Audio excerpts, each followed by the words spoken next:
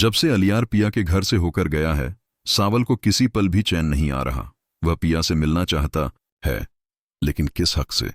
सावल के पास तो पिया से मिलने का कोई हक नहीं। दूसरी तरफ अलियार अपने माँ बाप को जाकर बताता है कि जिस लड़की से वह मोहब्बत करता है उसके माँ बाप राजी हो गए हैं। वह कहता है, मैं उनके घर गया था और वो लोग इस रिश्ते के लिए हाँ कर चुके हैं। आप लोगों को कल मेरे साथ चलना होगा ताकि हम पिया का हाथ मांग सकें। ये सुनकर दाऊद कहता है, अलियार, मैंने तो ये सोचा भी नहीं था कि तुम मुझे बगैर बताए वहां चले जाओगे और खुद ही रिश्ता पक्का करके आओगे। ये तुमने अच्छा नहीं किया। तुम्हें चाहिए था कि पहले हमें बताते। जिस पर अलियार जवाब देता है, डैड, अब बस भी करें, आप लोग कल तैयार रहिएगा। अगले दिन दाऊद अपनी बीवी को लेकर अलियार के साथ पिया के घर की तरफ निकल पड़ता है। जैसे ही दाऊद सावल के इलाके में पहुंचता है तो वह हैरत से कहता है, यह तो सावल का इलाका है। अलियार, तुमने इस इलाके की लड़की को पसंद किया है। मैंने तो कभी सोचा भी नहीं था कि मेरे बेटे की चॉइस इतनी मिडिल क्लास होगी। खैर, अपने बेटे की खातिर दाऊद गाड़ी से उतरता है। सावल फौरन दाऊद के पास आता है और कहता है, सेठ साहब, आप यहां पर क्या कर रहे हैं?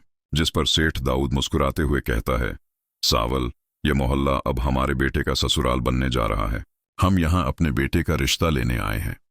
जैसे ही सावल यह सुनता है, उसके पैरों तले से जमीन निकल जाती है, क्योंकि अलियार वही लड़का है जो कल पिया के घर आया था और आज अपने माँ बाप को लेकर पिया का रिश्ता लेने आ गया है।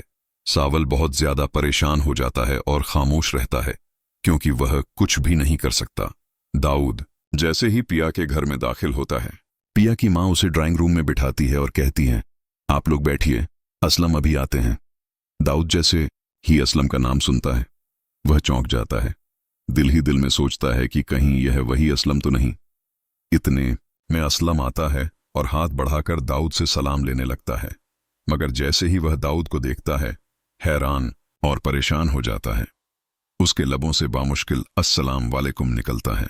असलम ने कभी सोचा भी नहीं था कि आज उसके सामने अलियार और उसका बाप दाऊद नहीं, बल्कि वही मूसा बैठा होगा। वही मूसा जो बरसों पहले उसकी बेटी को जुए में जीत चुका था। असलम परेशान हो जाता है और गुस्से में कहता है, आप उठिए और यहां से चले जाइए, हमें आपसे कोई रिश्ता नहीं जोड़ना। दाऊद मुस्कुरा देता है और दिल ही दिल में सोचता है, दुनिया कितनी छोटी है। बिना ढूंढे ही मुझे असलम मिल गया, और असलम की वो बेटी जिसे वह मुझसे छुपाकर रखता रहा, आज खुद मेरे सामने खड़ी है। अब दाऊद यह फैसला कर लेता है कि कुछ भी हो जाए, वह अलियार की शादी पिया से ही करवाएगा, क्योंकि पिया वही लड़की है जिसे वह जुए में जीत चुका था। पिया फौरन बाहर आती है और अपने बाप को रोकती है, बाबा, यह आप क्या कर रहे हैं?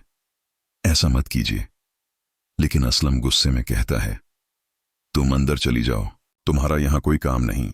अलियार और दाऊद खामोशी से उस घर से निकल जाते हैं, मगर दाऊद की आंखों में एक साथ गुस्सा भी होता है और इत्मीनान भी, क्योंकि अब उसने ठान लिया है कि वह यह रिश्ता किसी भी हाल में पूरा करवाएगा।